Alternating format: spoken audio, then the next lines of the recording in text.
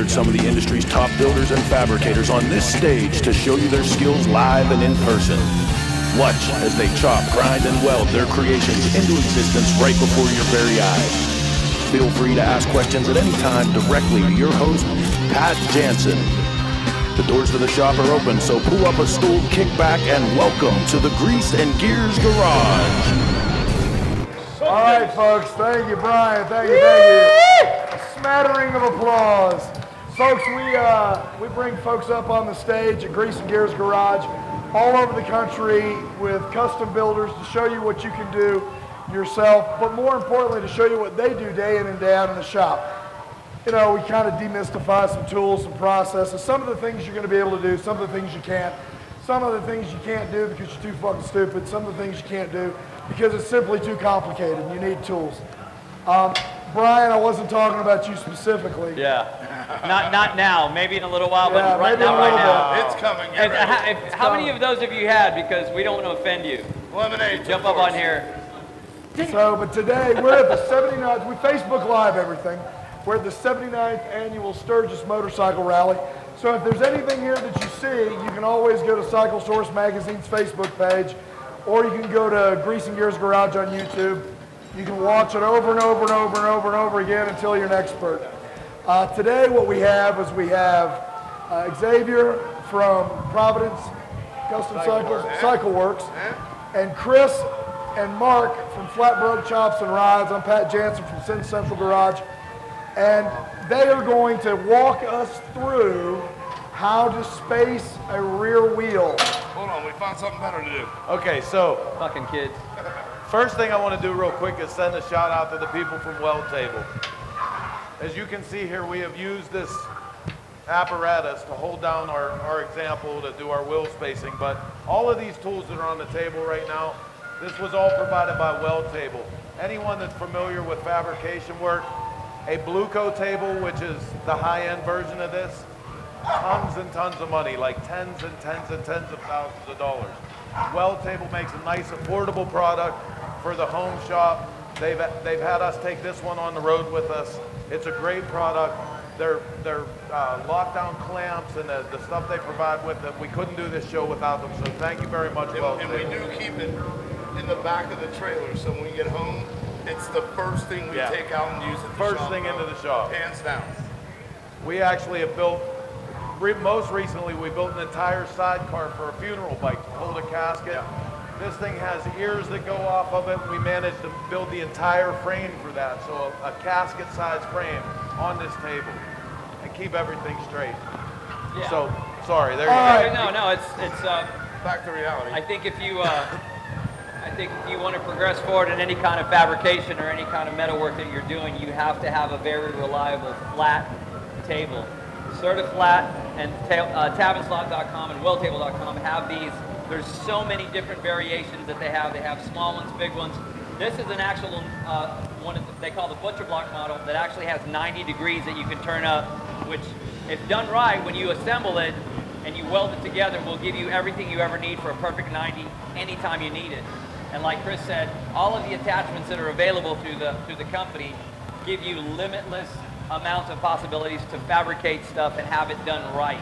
Because if you've ever done something where you've tried to weld something and it's not secure, the first time you lay a bead, it goes to shit, you're screwed, you got to start over. This allows you to do those things properly the first time. So that's what I got. So what we're going to show you guys today is wheel spacing for a custom motorcycle.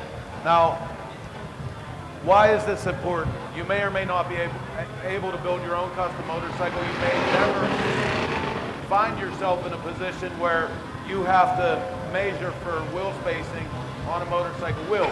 Unless, in the regular world, you're buying something different that comes with your stock motorcycle, you have to change your spacing.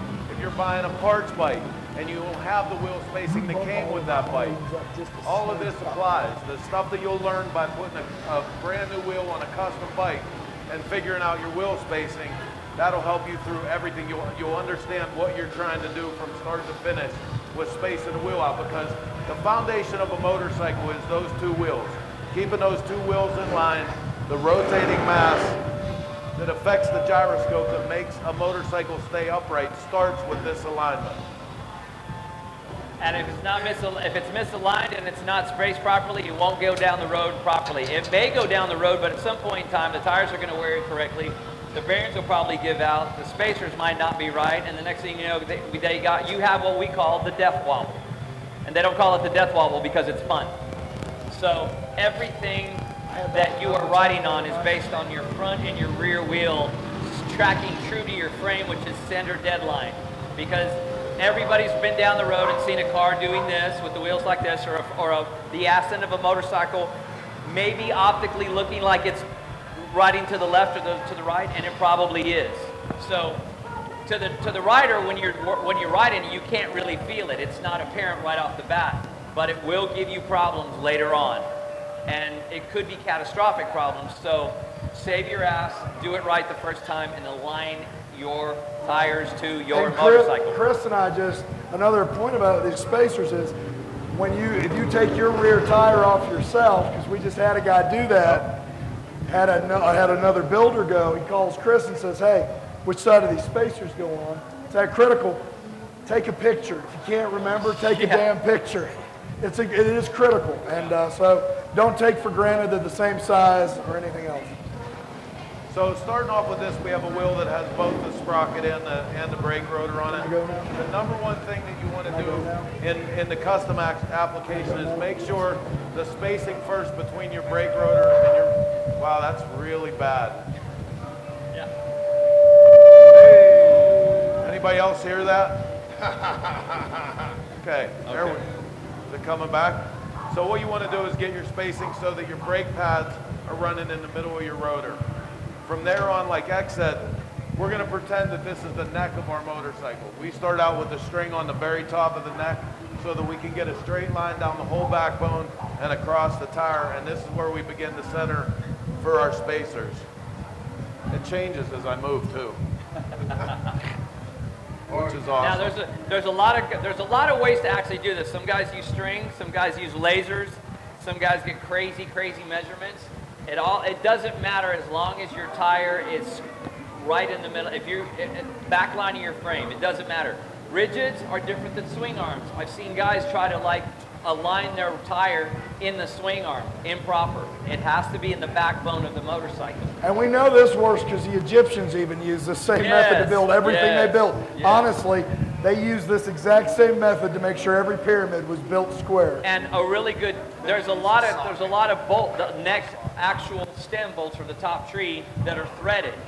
So get a 1/4-20 Allen bolt, wrap some string around it, screw it into the top nut of the tree, and there's your middle point, because you can't get any more dead than that.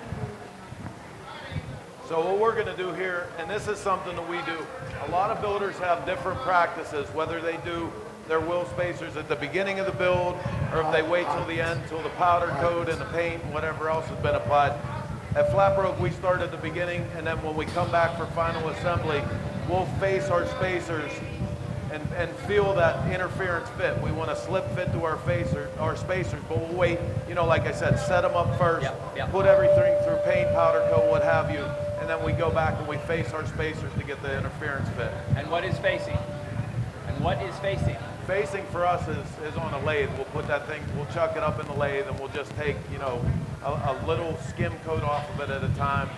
Like really, I don't even do that by numbers. I just keep going back and forth. And again, like you said, a slip fit. You want to be able to just slide it in there till it has just a little bit of resistance to it. You don't pry the ass end of the swing arm or the ass end of the bike with a pry bar to get your spacer. Yeah, you don't want to have to pull it apart. Oh, I can do that. Push back in, obviously. I've done that. It can be done.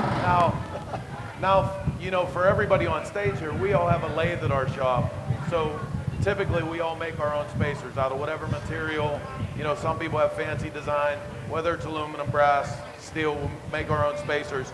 There's so many companies that are out there today now that make every size spacer that you can imagine, that taking your measurements, knowing what you need ahead of time. You do need this tool. Taking your measurements and knowing what you need ahead of time, 9 times out of 10, you're going to be able to get with a collection of spacers that you can buy ahead of time or order after you measure to see what you need. And it's amazing that now, like Home Depot, Lowe's, Menards are carrying spacers and chrome spacers. It surprises me how many they have. These ones here, all of these came from JP Cycles right up the road. You know, we literally ran during this rally, ran up the road and said, hey, give us, you know, 3/4 axle, everything that you have in a spacer. So they're out there, it's available. So we're gonna get started. Like this is our practice. What we'll do on a wheel spacing situation like this is get the tire lined up in center with the neck. Like we said, this is our pretend neck up here. And then all we're gonna do is take our caliper, zero it out, and we're gonna come from the axle plate into where we need our spacer to be. And I don't have my glasses on. 0.959. 0.959. So that's our first measurement, 0.959. And it's always good to have a pen and paper handy so you can write this stuff down because you will forget. Or, like I do it, just use your Sharpie and write it on your wheel table. So that's from the outside of the axle spacer. That'll keep Pat Now we busy have for to a measure minute. the width of the axle spacer.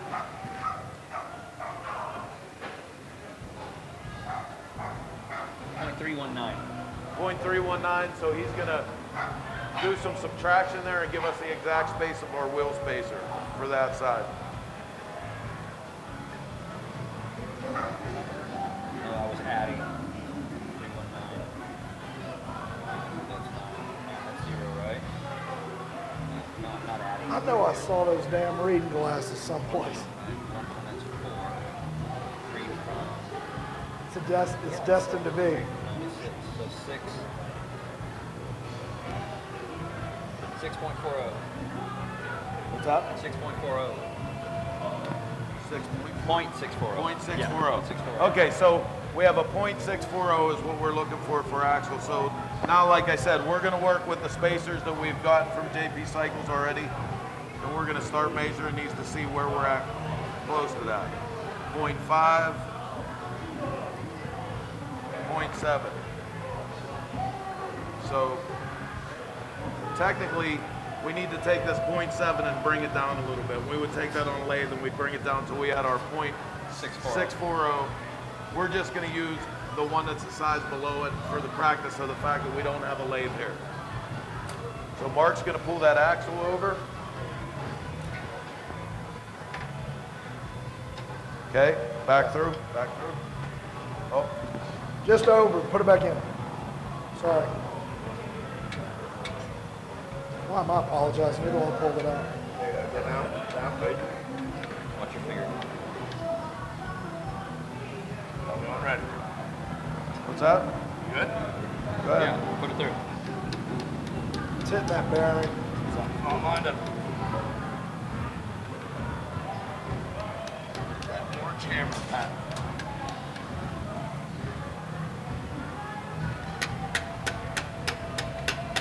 Hold on. Get that bar. Next. Yeah. Did you the one and Okay, easy. Oh, you got one. There you go. There we go. Come on. A little bit more. Okay, hold it.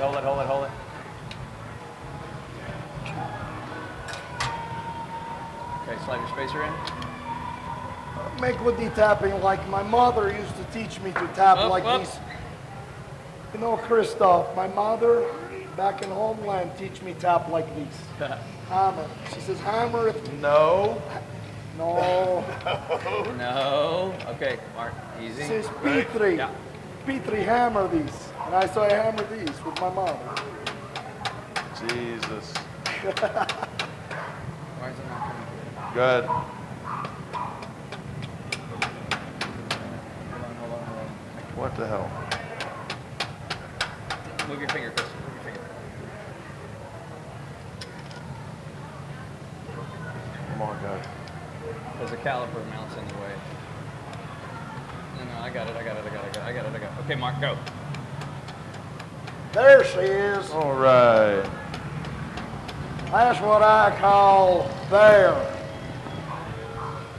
Okay, so actually, that's not bad.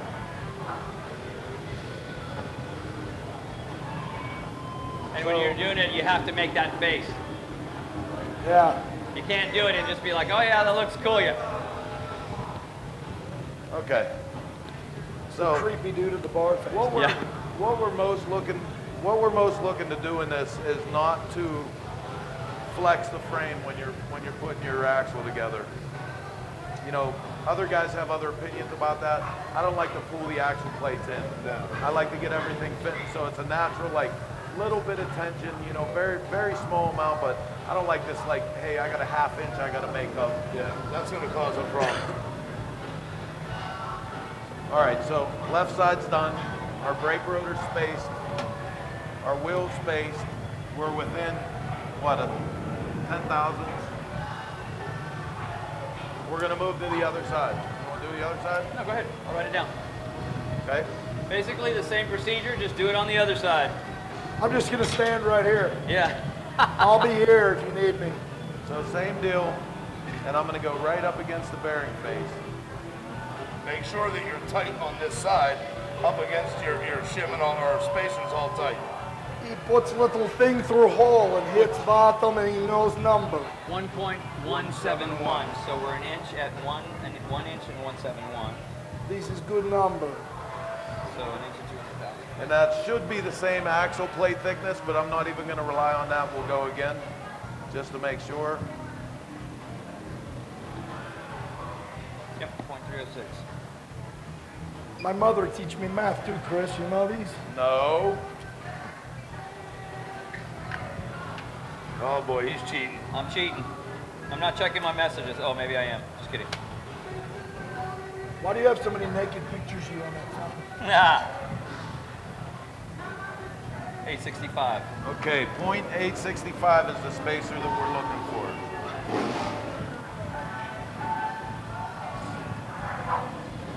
.748.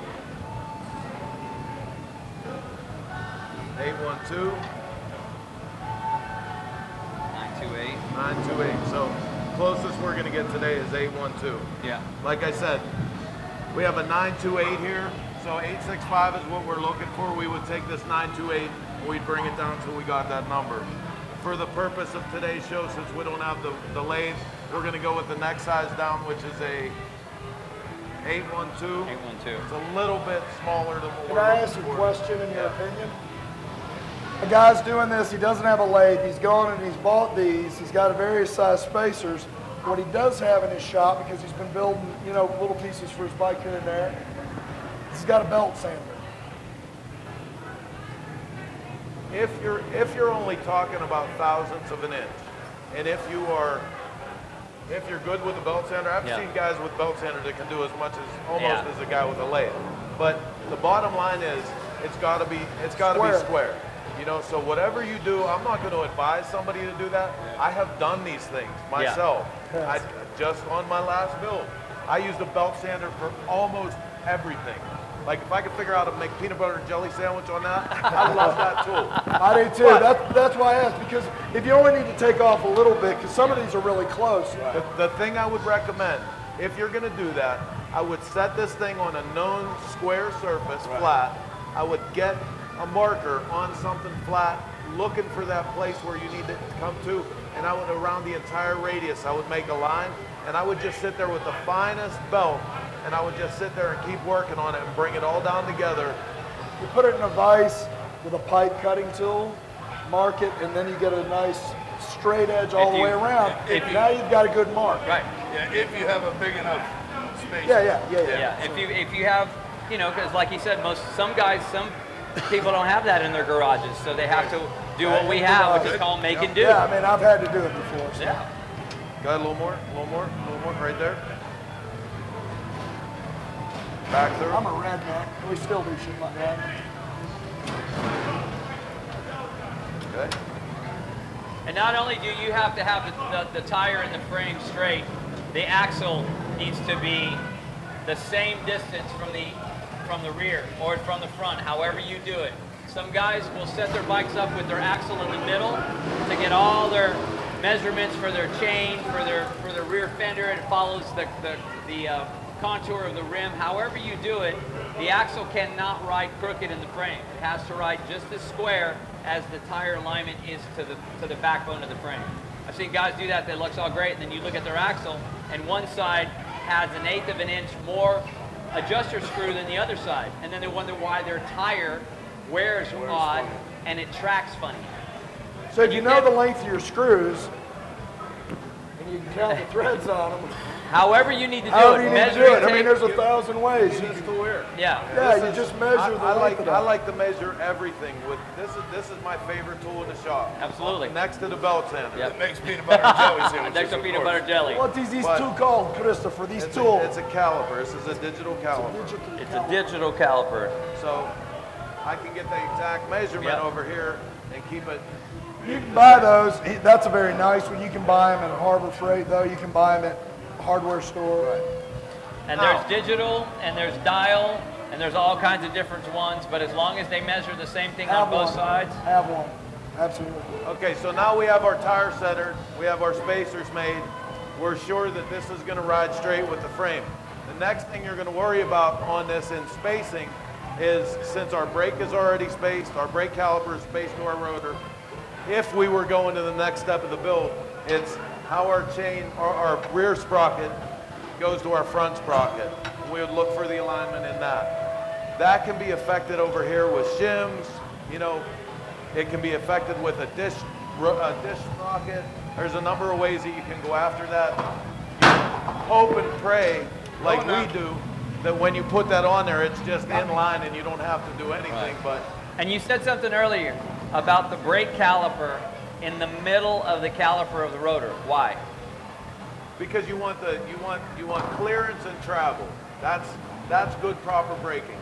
When you have everything operating the same amount of distance and there's free play so that the rotor's traveling free, you don't have brake wear, you don't have heat, caliper piston gummed up comes from, and all of a sudden your chopper that 9 times out of 10 doesn't have a front brake is going to shoot your ass through traffic. But if you do that, you can go to Grease and Gears Garage, because Franklin Church of Choppers did that with Tom. Yeah. For this week, and you can clean up your caliper, but you can eliminate that by doing So like I said, man, this is just the beginning of what you would be doing in a custom build, starting to get your wheel aligned, your wheel spacers, move on to the chain, but it's really for any application. If you lose your spacers, if it's a different wheel, different manufacturer's wheel, if you took the shit apart and you didn't pay attention, this segment here will teach you, like, why do things have to be spaced that way? How am I going to put that back? What do these spacers mean? You know, how do I put this back together? So, And like Pat said earlier, if you get confused, take a picture. If you're not building a custom and you're changing something on your sprocket or something, Or on a tear down, take it out and lay it all down as you took it out. I take pictures all the time because invariably I'll pull spacers out and somebody will come in the shop and then I'll go back over and I kick them.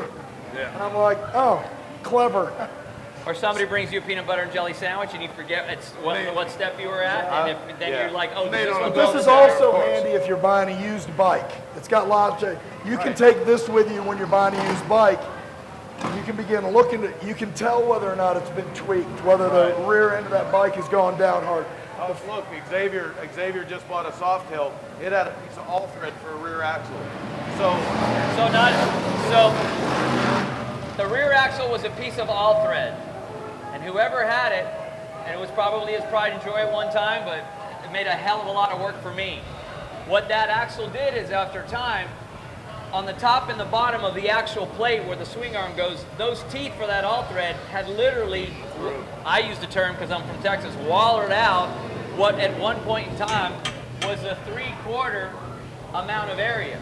So I had to go back and fill all that in, weld it in, and hand file it down till the measurement of a 3/4 axle was the same as the spacer back into the swing arm. So if you look, yeah, you can look, because a lot of people, when they're looking at a used bike, they're worried about the front end, you know, that's where, because that takes a lot of damage. But when most accidents, honestly, if it's a front end collision, you're going to know what happened. But most guys go down on their bikes because they had to put it down. Right. It tweaks the back end, so you can look to see, measure the distance and that's also super helpful, knowing how it's supposed to be spaced. Yeah. And I can't stress enough how, again, I'm bringing up the brake caliper alignment to the rotor. I've ridden next to guys and watched their rotors glow. oh yeah. And all that does is transfer heat to the caliper to the puck, puck to the brake fluid. The brake fluid becomes less than water. And in the other direction. Yeah. It comes from the rotor to the Through hub, the hub to to the the hub, bearing, to the bearing. and that's what's going to blow out your bearing. Blows the bearing out. And then you have what's called a lockup. So, That sucks. Or an Yes. accident. It's whatever My you mother call it. telling me lock up very bad. yeah. We're not trying to scare you. All we're trying to impress is that this whole section is some serious shit, not to be messed with. So if you don't know what you're doing, get somebody who does. Yeah. So, And I mean, at the same time, it's not that hard. A couple No. tools, paying attention, read some stuff. You know, Follow the we steps. bought this handful of spacers, but they literally, there's companies that'll make, wow, that's so loud.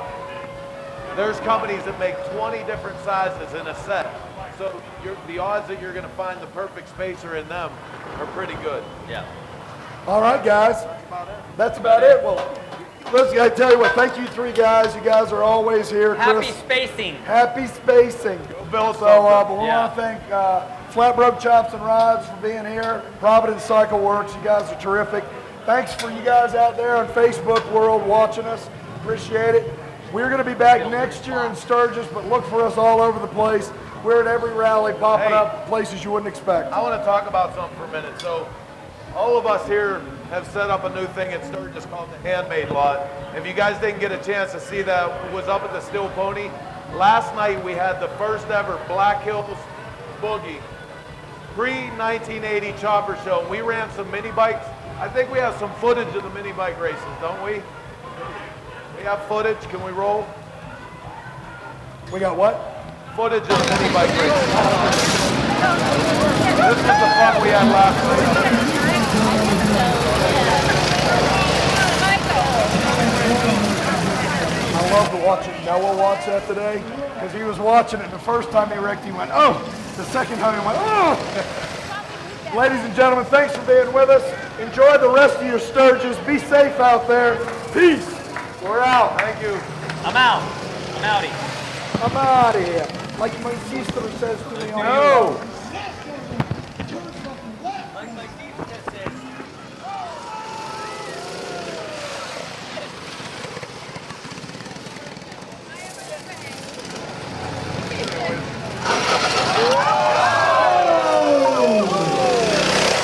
Get back up, Noah. Come on, some years. You're supposed to stay on it. Video at 11. Or whenever it is I get back. You're doing good, Mom. Good job, Noah. Good Come job. here, turn!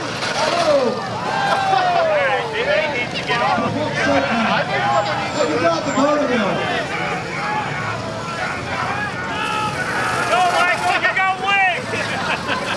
You got the motor. Okay, I'm gonna get closer to the border. I'm gonna get the shot. Slow down, Noah. Good boy. Watch him. He's got a 15-year-old. He don't even look like he's 15. I think they're warmed up now. I think Chris is having a blast. Look at him. Fuck Chris Brown. He's good at everything. Yeah, that's why they wanted to race it up. Chris wanted the advantage to the high bike.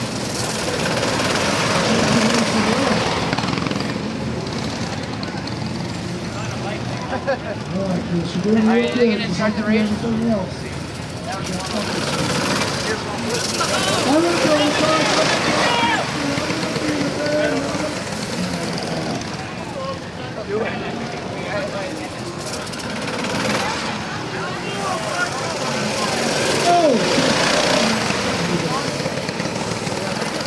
You can tell each lap tracks who does it on this. Good on I'm so good, I was thinking it was your ass. I don't want to embarrass. Get out of the way, Brad!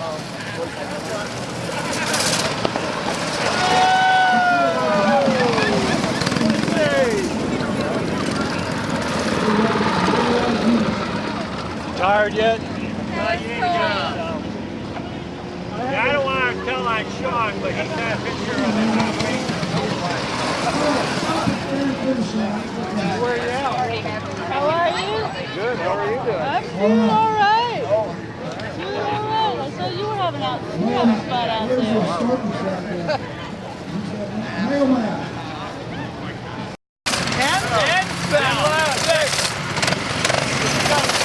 Cover that string here.